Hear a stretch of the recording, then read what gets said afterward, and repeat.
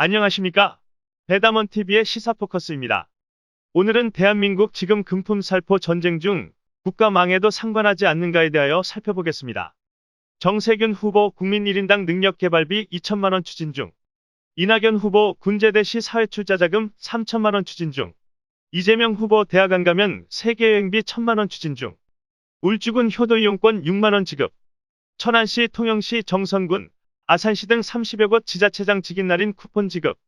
부산 북구청 지자체장 이름 및 직함 편지와 함께 방역마스크 지급. 부산 중구 기장군 전북도 정읍시 울주군 등 전 국민 지원금 10만원 추진 중. 대전 대덕구 초등 4학년에서 6학년생에게 어린이 용돈수당 월 2만원 추진 중. 국회 소상공인 은행비 탕감법 추진 중 등. 내년 대통령 선거와 지방선거를 앞두고 대선 후보의 막대한 공약은 물론 지자체장들까지 자신의 직함을 밝힌 현금복지가 선거법 위반임을 무시한 채 전국에서 성행하고 있다. 이것은 노골적인 매표 행위이다. 이런 행위는 간접적으로 전국에서 비일비재하게 발생하고 있다. 이미 작년 총선에서 집권 여당이 톡톡한 효과를 보았다.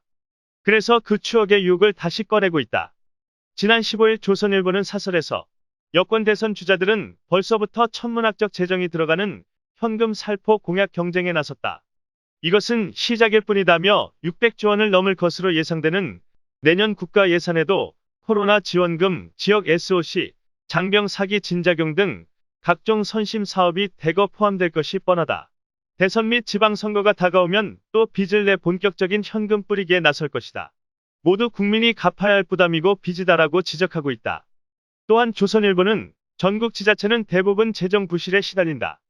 그런데도 지자체들이 현금 복지 등의 명목으로 중앙정부에 손을 벌리면서 문재인 정부 들어 지자체에 주는 국고보조금이 급증 추세다라며 지금 전국 지자체들이 실시 중인 현금 복지 종류가 무려 2,000가지에 달하는데 그중에는 어르신 공로수당, 육아 기본수당, 청년통장 등 중앙정부 복지 사업과 겹치는 것이 수두룩하다.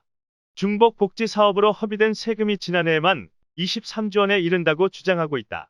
그리고 정부와 여당은 자영업자 손실 보상 문제가 수면 위로 올라와 있다. 이미 국회에 은행빚 탕감법이 상정돼 있다. 120조 원이 넘는 소상공인의 대출 원금 만기를 이미 2차례에 걸쳐 올 9월까지 연장했으며 이젠 감면 탕감을 법제화하려는 것이다. 게다가 어린이 용돈까지 챙겨주겠다는 것이다. 10억 원 예산으로 초등학생에게 매달 2만 원씩 나눠준다는 것이다. 어린이의 기본 소비 권리를 보장하겠다는 건데 재정 자립도가 겨우 10% 남짓한 구청이다. 기초연금을 받고 있는 65세 이상 노인들에게 월 10만 원의 별도 어르신 공로수당을 추가 지급하는 곳도 있다. 경기도는 청년 면접수당을 30만 원으로 늘렸다.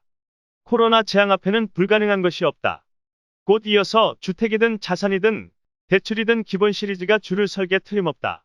제2, 제3의 가덕도 공약은 지역마다 흘러넘칠 것이다. 어차피 내 돈 드는 일은 아니다라는 생각이 팽배해 있다. 상당히 무책임한 생각이지만 무책임한 쪽이 이기는 선거판이다.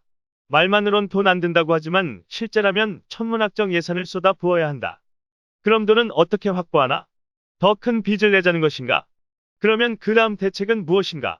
이에 대하여 지난 5월 14일 중앙일보 최상현 기자는 영원한 제국 로마가 무너진 진짜 원인은 이민족 침략이 아니라 과도한 재정 지출로 경제가 흔들렸기 때문이다. 황제들이 돈을 펑펑 쓰다 빚 감당을 할 수 없게 되자 나중엔 돈을 그냥 찍어냈다라며 네로 황제는 금 성분이 하나도 없는 도금 화폐를 뿌렸다. 거대 인플레이션을 마구 일으켜 황제와 나랏빚이 셀프 탕감되긴 했다. 하지만 골병든 제국은 결국 암으로 신음됐다고 지적하고 있다. 외상이면 소도 잡아먹는다는 대마불사 정신으로 여기까지 왔다. 국가 빚이 늘어나는 것보다 더 무서운 것은 국가 빚을 갚을 방안이 뚜렷하지 않다는 것이다. 바로 국가 재정 준칙이 없다는 것이다. 나라가 빚을 지면 누가 갚을 것인가? 최소한 빚 갚을 사람에게 물어봐야 하지 않은가? 빚 탕감법도 중요하지만 빚을 더 늘리지 않는 법이 더 중요하다. 전 세계 90개 넘는 나라가 재정 준칙을 만들어 시행 중이다. 우리는 지금 국가재정법 개정안이 국회에서 잠만 자고 있다. 국회는 이것을 왜 아직까지 손대지 않고 있는가? 내년 대통령 선거와 지방선거가 우리 앞에 있기 때문인가? 대선 출정식 같은 지지 모임과 출마 선언이 빼곡하게 이어지고 있다. 더 늦기 전에 재정 준칙이 나와야 한다. 나라 경영을 배우느라 잠재웠는지 모르지만 이젠 정권 막바지다. 나라 거덜내는 길을 훤히 알 만한 때다. 공돈으로 세계 여행하는 건 누구나 바라지만 분수 넘치는 일이다. 오늘은 여기까지 하겠습니다. 끝까지 시청해주셔서 감사합니다. 구독과 좋아요는 저희에게 큰 힘이 됩니다. 배담원TV의 시사포커스였습니다.